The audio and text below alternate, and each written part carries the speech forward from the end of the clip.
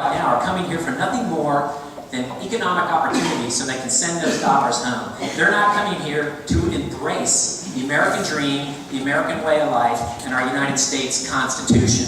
So we should continue to encourage that, though, with enhancing the H-1B visas, where we bring in the technical workers. That will increase our jobs by a number of 5. We need to end the anchor baby status. Just because you have a baby that's born here, you're an illegal. That child is not a United States citizen. You entered our country illegally. I couldn't do it in Mexico, and I sure as heck couldn't do it in Russia. They shouldn't do it here. We need to deport illegals when they're apprehended, because as an international pilot for Delta, if I'm in a country illegally and I'm arrested, I am either in jail for the duration or I am gone. We need to stand up for our rights.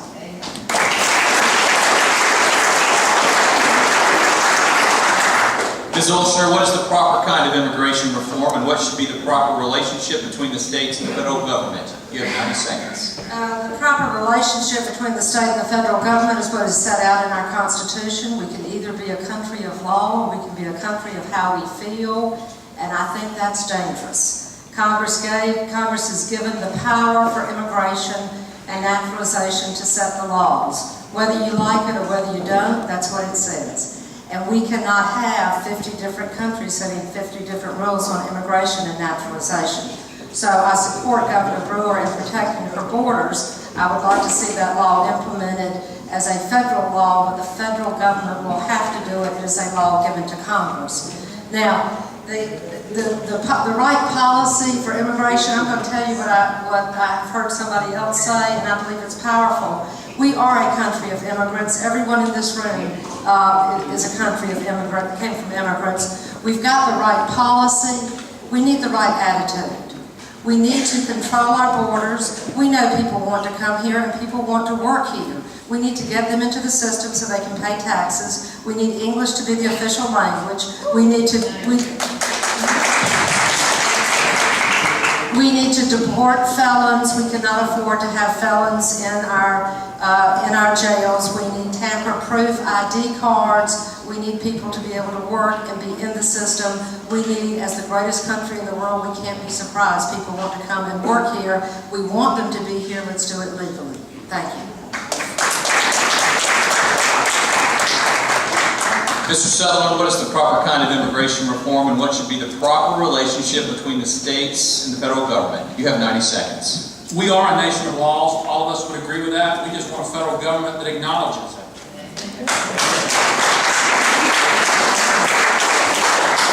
It is also the federal government's responsibility to provide for our security. But if our military failed to provide security for us in the state of Florida, we would have our own personal call to arms, because the rights we have as citizens are natural rights.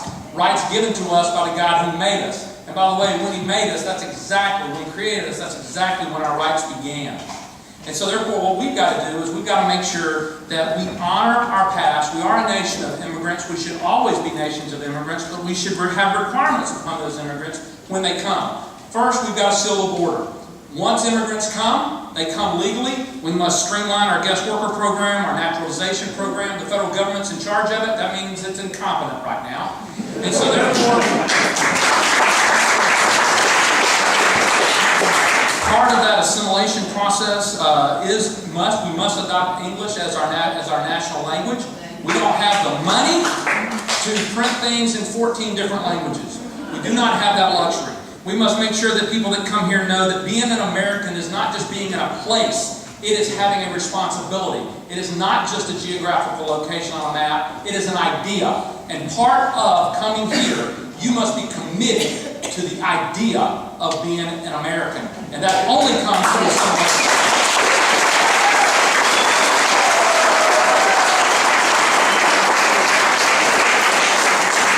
Mr. Sutherland, one brief follow-up. What are your thoughts on the Arizona law? Kudos.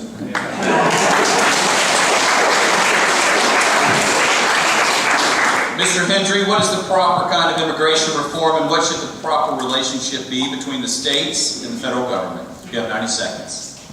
The immigration policy is a total federal obligation. It's not just a law. And I'm going to disagree with most of the people up here. We're not a nation of immigrants. We're a nation of the descendants of immigrants. We're a nation of laws. Just like every other country It's a nation of descendant of immigrants. The first thing we got to do is get the fence built so we can keep everybody out. The second thing we have to do is bring immigrants into this country that want to be Americans, that want to live the American dream and learn to speak English. That's a big priority. This is not a law enforcement issue as our president thinks it is. It is an invasion. I'm for putting military troops on the border because I tell you, you can get 3 privates in the army. You can pay 3 privates in the army for what you can hire 1 border patrol agent. Plus you can do the training, the bases are already down there. Very simple, low cost effect. We have got to quit giving the benefits to the illegals that are here.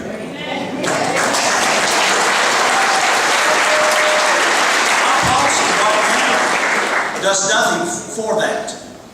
We don't need reform of our laws. We need to enforce what we have.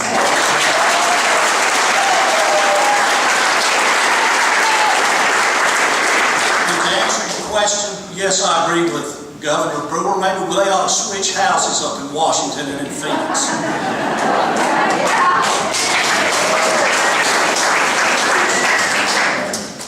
This next question, you will have 90 seconds to respond, and we will begin with Mr. Scholl. With the passage of the recent health care bill, if elected, would you seek its repeal, or would you seek changes within the current law? What do you see as effective health care reform for this country? Mr. Scholl, you have 90 seconds. Totally support the repeal of this health care bill. This health care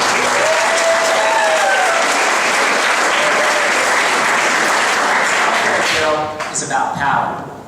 They're taking over 16% of our economy. They're stepping over their constitutional limitations by forcing Americans to purchase something. I'm 51. That has never happened in my life, and I can't find any instance in U.S. history where that has ever occurred before. So they've overstepped their bounds. But this isn't just about health care. It's about power. And it's also about their entitlement programs. My mother just passed away in October. You read the health care bill, they set up the health panels. They would have had a say-so in the final months of her life. She passed away from cancer. She had it for 16 years. She received surgery in June or July, and the doctors told us this surgery will not extend her life 1 day. It was mainly to ease her pain.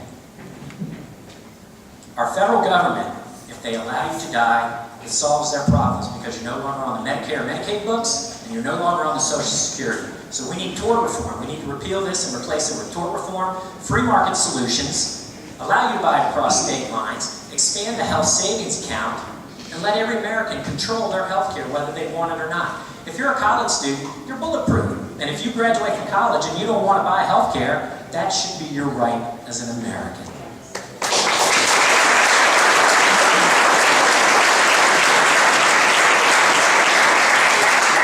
Ms. Olshner, if elected, would you seek to repeal the current law, or would you seek changes within the current law? What do you see as effective health care reform for this country? You have 90 seconds. I would certainly vote yes for any repeal of the health care. I like the 2 lawsuits that are currently filed by Attorney General McCollum on the constitutionality of the health care bill, that the Commerce Clause does not go that far. However, with the recent nominee to the Supreme Court, I'm not sure that we have any faith in how she will vote, or the court will vote on that issue. But the courts are also, I like the amendments to opt out of the health care plan, and that is covering nationwide. I tell you what, this is an area where the states really, I think, have some power, because the states don't have the money. And I dislike this bill, and I don't like that Representative Boyd said that it was cost neutral, and that he hoped it would contain rising costs, but he didn't know. Well, it's not deficit neutral, and it won't do anything to retain rising cost. We need a reform of the way health care is provided in this country, not a reform of a system that is broken. I worked with a team of lawyers, and we represented every physician and medical association in this country when we sued all the HMOs. This is an area that really needs to be addressed, is everything from the way insurance